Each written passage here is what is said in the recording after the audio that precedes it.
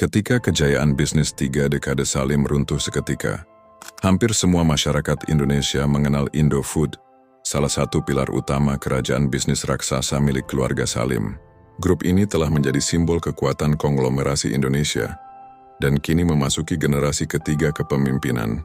Namun di balik perjalanan panjang dan reputasi besarnya, mungkin tak banyak yang tahu bahwa kerajaan bisnis Salim pernah mengalami kejatuhan hebat. Kisah jatuh bangunnya Salim Group tak lepas dari sosok pendirinya, Sudono Salim, serta relasinya dengan kekuasaan pada masa itu. Untuk memahami bagaimana kerajaan bisnis ini bisa tumbuh begitu besar dan kemudian terpukul hebat, kita perlu menelusuri kembali awal mula jejaring yang dibangun Sudono bersama rezim Orde Baru.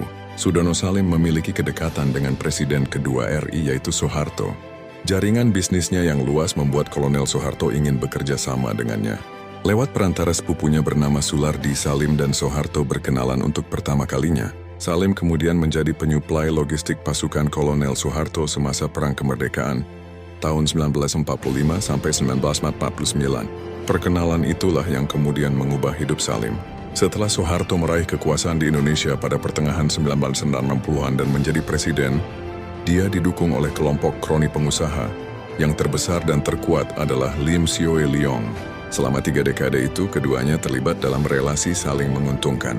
Soeharto melindungi Lim dan memastikan bisnisnya berjalan lancar.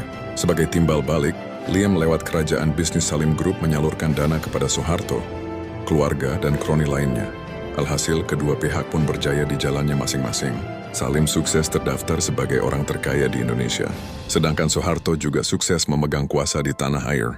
Namun kejayaan keduanya tiba-tiba hancur sekejap dalam waktu beberapa hari saja, di Mei 1998. Selama 3 dekade, Salim sukses membangun 3 kerajaan bisnis di 3 sektor, antara lain Perbankan Bank Sentral Asia BCA, Bangunan Indosemen, dan Makanan Bogasari dan Indofood. Namun itu semua perlahan rontok saat memasuki krisis 1998. BCA menjadi yang terparah. Sejarawan MC Reclefs dalam Sejarah Indonesia Modern tahun 2009 menyebut, selama masa krisis nasabah menarik dana secara massal dan besar-besaran. Ratusan orang rela antre berjam-jam untuk menguras seluruh tabungannya. Kondisi ini membuat BCA yang tidak lagi dipercaya masyarakat terancam bangkrut. Hingga akhirnya, rangkaian krisis ini mencapai puncak pada Mei 1998. Kedekatan dengan Soeharto rupanya menjadi malapetaka bagi Salim. Munculnya sentimen anti-Soeharto buntut meluasnya krisis ekonomi ke kemelut politik, menjadi pukulan telak bagi Salim. Rakyat yang mengetahui kedekatan keduanya menjadikan Salim sebagai target sasaran. Salim sebagai orang terkaya juga harus dihancurkan. Saat itu Jakarta dan sekitarnya dilanda kerusuhan, penjarahan, dan pembakaran terhadap rumah, bangunan pertokoan dan banyak kendaraan. Aksi ini dilakukan oleh massa yang sudah terprovokasi. Mereka menyasar bangunan dan kendaraan milik orang Tionghoa, bahkan menargetkan orang Tionghoa itu sendiri. Kekerasan anti-Tionghoa di Indonesia tahun 1996 sampai tahun 1999, munculnya sentimen rasial terhadap Tionghoa disebabkan karena ada stereotip bahwa mereka patut dibenci hanya karena kaya raya dan dekat dengan penguasa Soeharto. Dan tokoh sentral yang melekat dengan deskripsi itu adalah Sudono Salim. Beruntung saat kerusuhan terjadi, Sudono Salim, istri dan beberapa anaknya sedang berada di Amerika Serikat menemani Salim yang bakal operasi mata. Di Jakarta, hanya ada Anthony Salim yang bekerja di Wisma Indosemen di Jail Sudirman. Anthony kala itu sampai tidak berani pulang ke rumah bapaknya di kawasan Roxy, sebab kerusuhan massa juga menyasar permukiman warga Tionghoa. Dikhawatirkan jika Salim berdiam diri di rumahnya, dia bisa terbunuh. Pagi hari tanggal 14 Mei, Anthony menerima kabar kalau rumah bapaknya didatangi sekelompok pemuda, bertampang mengancam, bersenjatakan jerigen bahan bakar dan perkakas.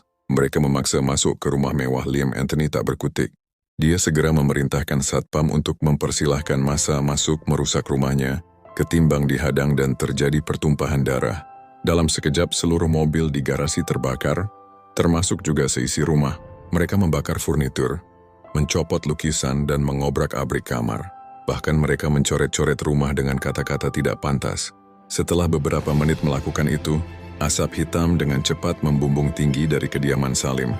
Di jalanan, foto Salim dilempari batu dan dibakar oleh massa yang marah. Sumber Kompas 15 Mei tahun 98. Melihat situasi Jakarta yang sangat parah, Anthony langsung berpikir untuk pergi ke Bandara Halim untuk menuju Singapura memakai pesawat jet pribadi. Dari sanalah Anthony memantau perkembangan bisnisnya setelah masa-masa sulit itu. Setelah kerusuhan mereda dan Soeharto akhirnya lengser, Bank BCA mengalami kerugian paling parah. Tercatat ada 102 cabang rusak yang terdiri dari 17 kantor terbakar habis, 26 cabang dirusak dan dijarah, dan 75 cabang rusak tetapi tidak dijarah. Lalu ada 150 ATM yang dirusak dan diambil uang tunainya, hingga menelan kerugian 3 miliar. Selain Bank BCA, perusahaan manufaktur Indofood juga mendapat serangan. Pabriknya di Solo dijarah dan dibakar hingga menelan kerugian 42 miliar. Pusat distribusinya di Tangerang juga hancur dijarah massa. Hanya Indosement yang masih bisa bertahan. Meski begitu, pukulan telak terjadi di kerajaan bisnis sektor perbankan.